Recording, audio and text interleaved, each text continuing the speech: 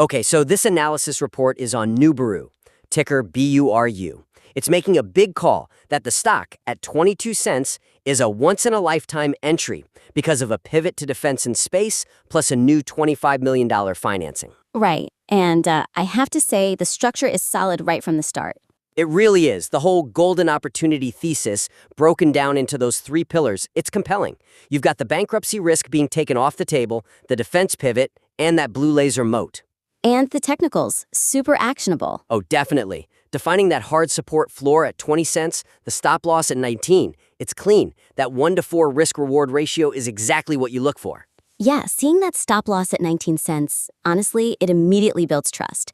It shows they understand this isn't just a blind bet, it's a calculated trade. It is. It shows discipline. But, that brings us to the fundamentals, specifically that $25 million. And this is where we find our first real chance to sharpen the argument. Okay. It's about moving from just, immediate survival to proving long-term viability. Right. Because the analysis report does a great job of showing how that cash solves the immediate liquidity fear. But then it makes this huge leap. A massive leap. It goes from we're not bankrupt straight to we're a defense juggernaut. And that's the gap we need to bridge. It's the difference between we survived the winter and we have enough supplies for the whole expedition. Exactly. To really solidify this claim that the bankruptcy thesis is dead, the material needs to give more context on the long-term financial runway. So the weakness isn't that the $25 million isn't there. No, not at all. The weakness is that this pivot they're describing is huge. It's really complex. You're talking about integrating acquisitions, Orbit and Lyocon, a new joint venture. These things cost a lot of money. Right. Serious operational cash burn. And the report just doesn't connect that $25 million to the actual cost of making that huge shift happen. That's a critical point. A sophisticated investor is immediately going to ask that question. Is $25 million a 9-month runway or, a 3-year war chest? Precisely. So the suggestion is pretty straightforward. You need to introduce a high-level assessment of what the cash requirements for this new strategy might be. Okay. The focus needs to shift from simply saying, the risk is gone, to demonstrating that the company is adequately funded to actually pull this new strategy off over, say, the next 18 to 24 months. So how would it do that without, having access to non-public numbers? Are we talking about industry comps or something? You don't need a detailed spreadsheet, just some high-level context that shows the thinking.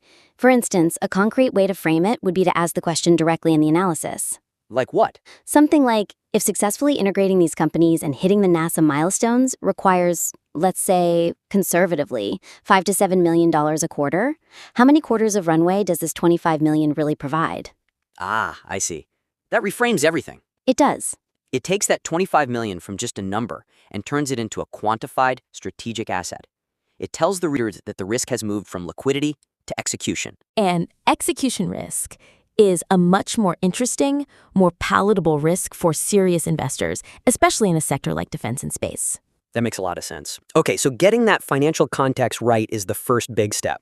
Now, I want to talk about the presentation of these facts because, that leads into our second critique, the tone. I think I know where you're going with this. The facts themselves, NASA contracts, defense JVs, they're really strong. They're very strong. But the delivery, it's a little bit late-night infomercial. That's a good way to put it. The analytical rigor is just sort of undermined by the extreme promotional language. Yeah. And that's the core weakness. You see a title like once-in-a-lifetime entry with the siren emoji. Or phrases inside like defense and space juggernaut, or that the stock is about to explode. It just creates this tone of hype. And that hype risks pushing away the very investors you want to attract, right? The sophisticated ones who are looking for these kinds of plays, but need objective analysis. But let me just push back for a second. This is a 22-cent stock. Don't you almost need some of that urgent language to get any attention at all in the microcap space?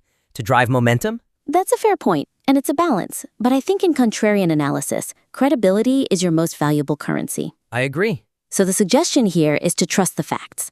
The NASA contract, the Maddox JV, the blue laser moat, those things are inherently exciting. Let them create the urgency. So you let the analysis maintain a more authoritative, reasoned voice? Exactly. You want the reader to feel like they've uncovered a hidden gem based on logic, not that they've been yelled at by a salesman. When you dial back the hype, you're signaling to a higher caliber of investor. The kind of capital you want for a real turnaround. The kind of capital that brings stability. They won't touch something that screams pump and dump, even if the underlying facts are good. Okay, so what are some concrete examples? How do they dial it back without losing the bullish energy? Well, for one, look at the headings. Instead of something like The Secret Pivot from Lasers to Warfare, you could use a more analytical title. Like? Strategic Repositioning, Vertical Integration into the Defense Sector. Perfect. It's still bullish, but it's professional. And then just moderate the language. Pull back on the exclamation points. Let a powerful rhetorical question like, if NASA trusts their tech, why is Wall Street sleeping on it stand on its own? Yeah, it doesn't need 3 exclamation points after it. It's stronger without them. The question itself has all the power. That shift absolutely enhances credibility. Okay, that makes sense. Let's move to the final area, which is about the core technology itself. The blue laser. Yes, the blue laser moat. It's positioned as a major advantage, especially for welding tricky metals like copper and gold, which is huge for EVs and aerospace. It is. But as it's written now, that pillar feels a little bit disconnected from the new defense strategy. It's almost siloed. Exactly. That's the perfect word for it. Is this tech synergistic with the pivot, or is it just a legacy asset they happen to still have? And that leads to the final point for improvement. The material needs to more explicitly connect the technical benefits of that core blue laser technology to the big defense and space pivot. Right.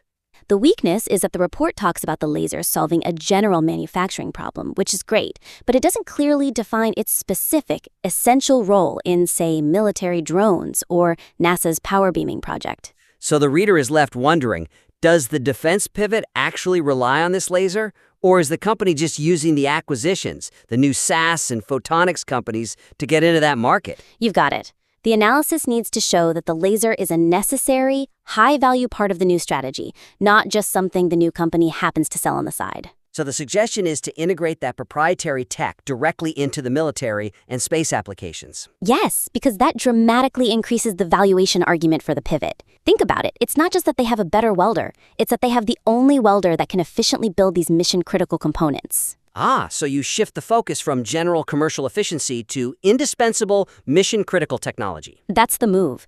You want to show that this blue laser is essential for national security applications, which carry much higher margins and more stability. So for a concrete example, you would suggest they detail why this laser is so important for military drone construction? Yes, exactly. Talk about lighter, stronger welds, rapid prototyping, things that conventional lasers just can't do with the same quality. Make that connection explicit. And for the NASA contract? Same idea. Don't just say it's for aerospace. How does it play a specific essential role in the hardware for power beaming? Maybe it's about linking that ability to weld aluminum and copper to the very specific thermal requirements of the components in that NASA contract. That connection makes the whole blue laser moat so much more powerful. It ties the core technology directly into the defense and space juggernaut thesis. The laser's value goes from being an incremental improvement to an absolute necessity. This has been incredibly helpful.